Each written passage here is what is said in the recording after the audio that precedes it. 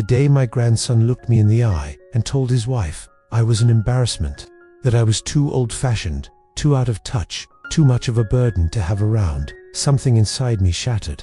But what he did not know was that I had been carrying a secret about his life for 20 years, and when I finally revealed it, everything changed.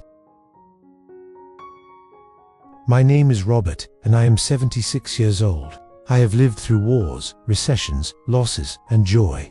I raised 2 children. I buried the love of my life. And I thought, after all these years, that I had earned a quiet respect from my family. But life has a way of humbling you when you least expect it. This emotional story begins on a cold November evening.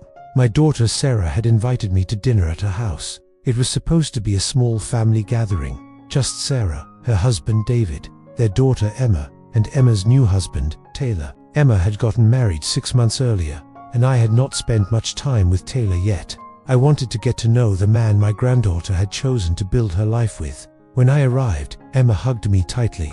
She has always been my little sunbeam, even now at 25. But I noticed something different in her eyes that evening. A tension, a worry she was trying to hide. We sat down for dinner. The conversation started pleasantly enough. David asked about my week. Sarah fussed over making sure everyone had enough food. But Taylor was quiet. Not the comfortable kind of quiet, the judging kind. Then, as we were finishing the main course, I made a comment about how things were different when I was young. How families used to gather without everyone staring at their phones. How neighbors actually knew each other. It was a harmless observation, or so I thought. Taylor set down his fork. He looked at Emma, then at me. You know what, Robert? That is exactly the problem. The table went silent. What problem? I asked, confused. This constant nostalgia. This back in my day nonsense. The world has moved on.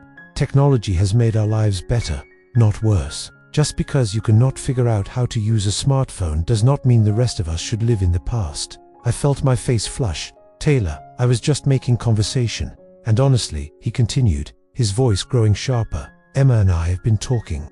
We love having family around, but we need space to build our own life, without constant reminders of how we are doing everything wrong, according to some outdated rulebook. Emma touched his arm. Taylor, please. But he was not finished. He looked at Sarah and David. I mean, how often does he come over? Every week. Emma feels guilty if we do not invite him, but it is exhausting. He does not understand our world, our generation, our struggles, and frankly, he paused, looking directly at me. Having him around so much makes us feel like we cannot just be ourselves. It is like having a relic from another era, judging every choice we make. A relic. That word hung in the air like poison. Sarah gasped. Taylor, that is completely out of line. I am just being honest, Taylor said, leaning back in his chair. Is it not better to be honest than to pretend? Robert is a good man, I am sure, but he is from a different time. And maybe it is time we all acknowledged that and created some healthy boundaries. I looked at Emma, my sweet Emma. She was crying silently, her head down, unable to meet my eyes. I stood up slowly. My hands were shaking, not from anger, from heartbreak. I apologize for being a burden, I said quietly. I will see myself out. Grandpa, wait. Emma started to rise, but Taylor put a hand on her shoulder. Let him go, Emma. He needs to process this. I walked out of that house feeling more alone than I had felt since Margaret died. For weeks, I replayed that dinner in my mind. The humiliation, the casual cruelty of being called a relic. The worst part was not what Taylor said. It was that Emma did not defend me. She just sat there, crying quietly, while her husband tore me down. I stopped calling, stopped visiting. If I was such a burden, then I would remove myself from their lives. Sarah called me every day. Dad, please. Emma is devastated. Taylor apologized. They want to see you. Does Emma want to see me? I asked. Or does she just feel obligated? Sarah did not have an answer for that. My old friend Joe came by one afternoon. I told him everything. That boy is a fool, Joe said bluntly. But Robert, you are not blameless here. What do you mean? When was the last time you asked Emma about her life? Really asked? Or do you just show up and tell stories about how things used to be? His words stung because they carried truth. I had been lonely, and maybe, without realizing it, I had been using my family to fill the void Margaret left behind. Maybe I had been so focused on staying connected that I forgot to actually connect. But there was something else. Something I had never told anyone. something about Taylor that I had been carrying alone. 2 weeks after that terrible dinner, I received a call from Emma. "Grandpa," her voice was small, fragile. "Taylor and I are having problems, big problems. He lost his job 3 months ago, and he has not told anyone. He has been lying about going to work. I just found out, and now we cannot pay our mortgage. We are going to lose the house." My heart broke for her, but I also felt something else, clarity. "Emma, can you and Taylor come see me tomorrow? Both of you. There is something I need to tell you, something I should have told you a long time ago." The next day, they sat in my living room. Taylor looked defeated, ashamed. Emma looked lost. I took a deep breath. "Taylor, 20 years ago, I met your father." Taylor's head snapped up. "What? That is impossible. My father abandoned us when I was 5. I have not seen him since." "I know," I said gently, "and there is a reason for that. Your father, Marcus, came to me when you were 6 years old. He found out I was a family counselor before I retired. He was struggling with addiction, alcohol, gambling. He had destroyed his marriage, lost his job, lost everything. And he knew that if he stayed in your life, he would destroy you too." Taylor's face went pale. "He came to me for help. We worked together for 2 years. He got sober. He rebuilt his life. But Emma, you need to understand something. Your father did not abandon you because he did not love you. He left because he loved you too much to let you watch him destroy himself. And he made me promise something." I pulled out an old envelope from my desk drawer. "He made me promise that if you ever faced a crisis, a real crisis, I would give you this." He has been sending money for 20 years.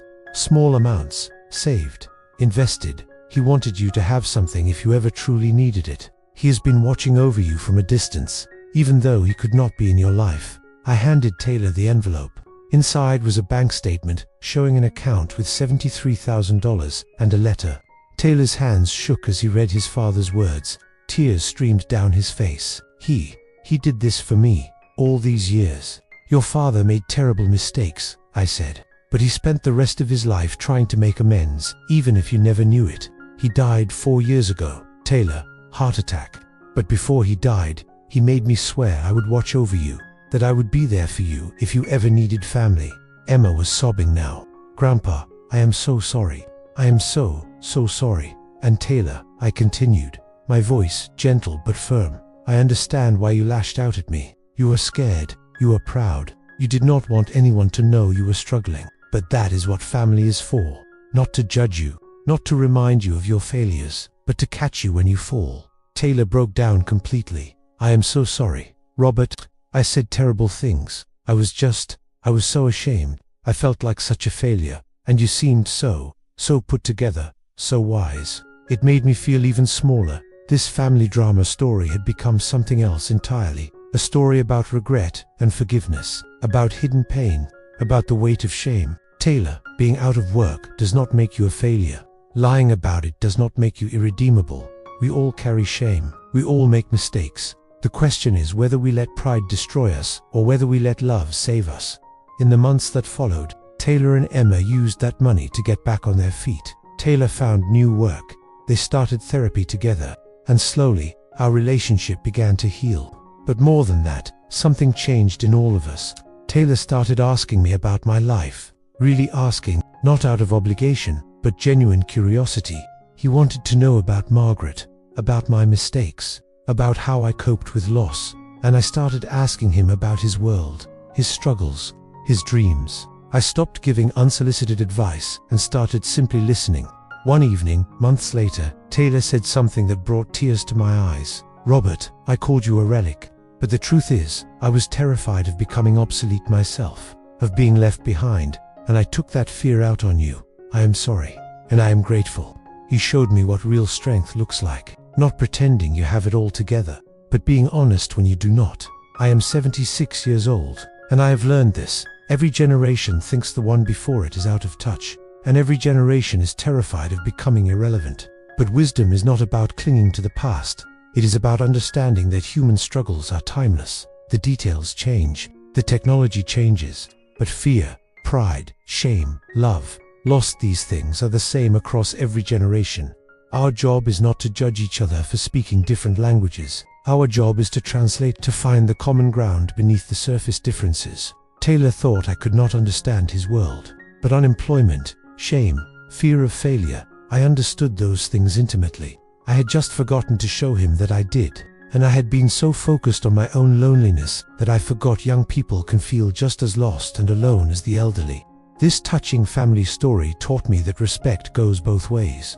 I needed to respect that Taylor's generation faces challenges I never did, and he needed to understand that age does not erase your humanity or your relevance. If you are young and feel burdened by older family members, remember, they are scared too, scared of being forgotten, scared of losing purpose.